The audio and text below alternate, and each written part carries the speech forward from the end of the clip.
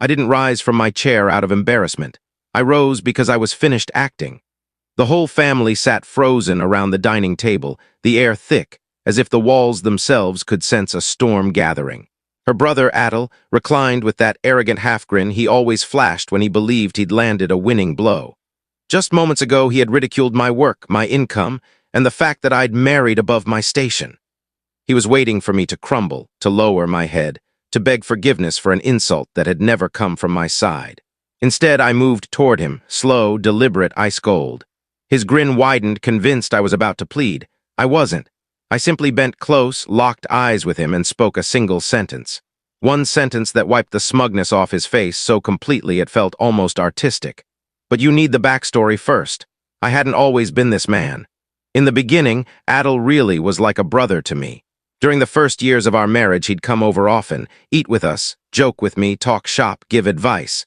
Even when my wife grumbled that he meddled too much, I defended him. I told her blood is blood. That's how family works, I meant it. Loyalty, though, is a delicate thing, and some people only respect it when it's flowing toward them. It began quietly, money vanishing from our shared account. Strange withdrawals, fake worry, blame slid onto me so smoothly it seemed practiced. My wife swallowed every lie he fed her. Then I saw the message I was never meant to see, Adel texting her. Don't tell him anything yet. Let's keep everything as it is. He's too weak to react anyway. They truly believed I was weak. That night the pain came first, then a heavy silence, then perfect clarity. I didn't explode, I didn't accuse, I observed, I listened. I gathered, and very quietly I started building. For months I collected proof. Bank transfers she assumed I'd never spot. WhatsApp chats she forgot were backed up to the cloud, screenshots of their conversations. Voice notes where he bragged to friends that I was a convenient fool. And the final blow, the contract they both signed using my name and identity to secure a massive family loan. Legally, she had chained herself to fraud. Financially, he had hanged himself with the same rope. Emotionally, neither had the slightest clue I already knew everything. I kept playing the role of the docile husband, the oblivious target. Meanwhile, behind the scenes, I constructed my exit the way a specialist assembles something precise and devastating. So when Adel insulted me at that table, he was certain he was kicking a broken man.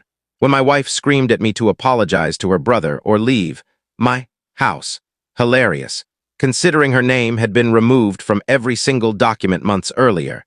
She thought she was issuing an ultimatum to someone still under her control.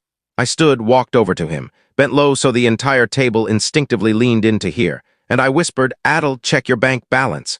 He frowned, confused. Then my wife's phone buzzed, then his wife's. One by one, the blood drained from their faces. Because 30 seconds before I stood up, I had already triggered the first move. Every account linked to that forged loan was now frozen. Legally, cleanly, permanently, under an active investigation for identity theft and fraud. Panic spread across the table like wildfire. My wife shot to her feet. "What have you done?" I finally spoke the truth, slow, calm, surgical. "Everything the two of you hid for months, I recorded, reported, and filed. That loan you took in my name, it's officially under criminal review." Her legs gave way. Adel's voice broke like glass. His business, his cars, his entire shiny life, everything was tied to those frozen accounts now flagged for fraud. An apology, he was too busy trying not to faint. My wife reached for me, eyes already wet.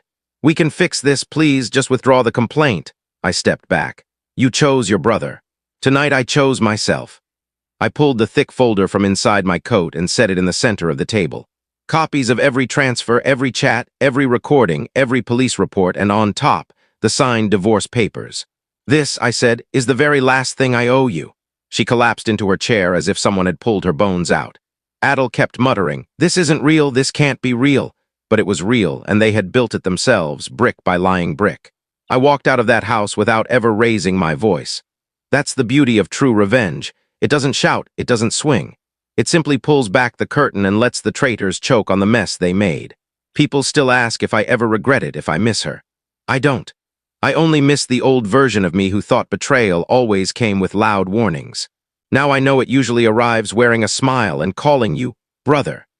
And ever since that night, I sleep like a man who finally closed the door on people who never deserved to be inside in the first place.